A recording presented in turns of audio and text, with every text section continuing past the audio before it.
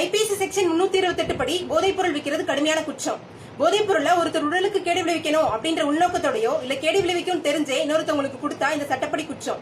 இந்த குற்றத்தை செஞ்ச எல்லாரையும் 10 ஆண்டுகள் வரைக்கும் சிறையில் அடைக்கலாம். அரசாங்கம் மது நாட்டுக்கு வீட்டுக்கு உயிருக்கு கேடு அப்படின்னு எழுதி போட்டுட்டு பகிரங்கமா டாஸ்மாக் மூலமா போதைப் பொருள் விற்பனை செஞ்சுட்டு இருக்காங்க. அப்ப மக்களோட உடலுக்கு கேடு விளைவிக்கும் தெரிஞ்சே இந்த குற்றத்தை அவங்க பண்ணிட்டு இருக்காங்க. நீதிமன்றம் நியாயமா இந்த சட்டப்படி எல்லா டாஸ்மாக் கடையும் மூடணும்னு சொல்லிட்டு உத்தரவு போடணும். இது வரைக்கும் டாஸ்மாக் மூலமா போதைப் பொருள் விற்று மக்களை படுகொலை செஞ்ச முதலமைச்சர் உட்பட எல்லா ஆட்சியாளர்களையும் இந்த சட்டப்படி சிறையில் அடைக்கணும். ஆனா ஐபிசி 328 படி போதைப் பொருள் விற்கிறது குற்றம் இல்லையா அப்படின்னு கேள்வி கேட்டதுக்காக நந்தினி அப்பா 2 பேரையும் நீதிமன்ற அவமதிப்பு வழக்கு போட்டு சிறையில் அடைச்சிருக்காங்க. இனிமே இந்த கேள்விகளை கேட்க மாட்டாங்க அப்படின்னு சொல்லிட்டு உத்தரவாதம் கேட்கிறாங்க. அப்ப ஆட்சியாளர்களும் நீதிமன்றமும் இதை பத்தி பேசவே கூடாது அப்படின்னு நினைக்கிறாங்க. அப்ப 2 பேர் இந்த கேள்வி கேட்கறதே அவங்களுக்கு இவ்வளவு அச்சுறுத்தலா இருக்குன்னா மக்கள் எல்லாருமே இந்த கேள்வி கண்டிப்பா கேட்கணும்.